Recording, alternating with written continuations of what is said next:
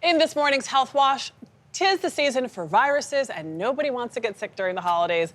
Nobody wants that. So today we are looking at ways that we can support our immune system to stay healthy this winter. The CDC is reporting that at least 13 states, New York City and DC, have high or very high levels of flu last week. That's not good.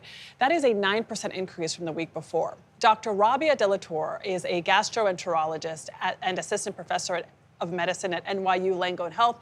She joins us now with tips on how we can try to stay healthy this winter. There's a lot that we can do, right? It's not just about covering ourselves with masks. Doctor, you say that food can actually help boost our immune systems. What foods and what should we try to be eating? There are so many different foods that can do this. First off, it's very important to stay hydrated. So you want to titrate the amount of liquid you drink in a day, specifically water, to having a very pale yellow urine. That's number one. Titrate? Kind of drink as much so that you're not dehydrated. Okay. Because if your urine is very dark, you know you're dehydrated. So that's one thing you can do for your body. Another thing you can do is eat antioxidant-rich foods. And there's so many different foods that are rich in antioxidants. It helps to combat the stress or pro-inflammatory state that one can be in if they're not as prepared to fight an infection. So one of the things that happens at this time of the year is it feels like we have little kids at home, that these kids are always sick. They're always sick all year round, but this time of the year, it's especially pronounced. My little one just had RSV for the second time. She did? She did. And it was actually a little harder for her this time around than the first time around.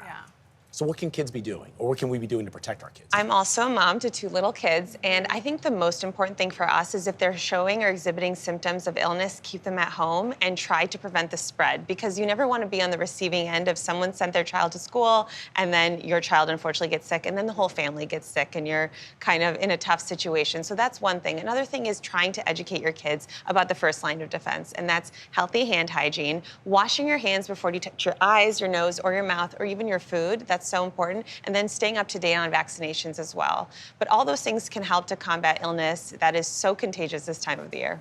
What about Eastern medicine, spices, herbs? What kind of things can we pull from that tradition? You're really speaking my language. I was raised in almost entirely Eastern medicine household, and so I have a personal little concoction that we use that's multi-generations. Writing this down. Writing this down. Tell us. It's like a South Asian cough syrup, we call it. So you mix honey, black pepper, lemon, and ginger, heat it up, and take spoonfuls. It's all natural. It's very healthy. It's known to be boosting your immune system. It's good for your metabolism, and also has antibiotic properties, so that's great.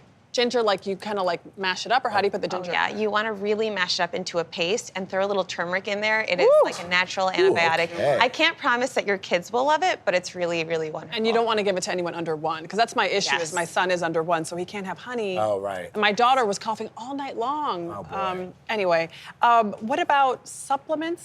Supplements? Yeah. I mean, there's, I pop a lot of supplements in an effort. Yeah, just to, I'm getting old. Flintstones kids? Don't knock my Flintstones vitamins. I used to take Flintstone vitamins. You're speaking my language again here. So I would say when it comes to supplements, I'm a little bit more of a naturopath in that sense. Instead of taking, let's say, a vitamin C supplement, what happened to eating an orange? Eat 2 oranges. It's so good for you. Sugar? Well, That's true, what but a lot of supplements have a lot of sugar in them as well. And so that's really important to note. For flavor, they add a lot of things, and so read the ingredients. But having an orange or 2 has the added benefit of antioxidant properties, vitamin C, there's fiber in there, which is so good for your microbiome. And as a gastroenterologist, I love doing anything that's good for your microbiome. Working out?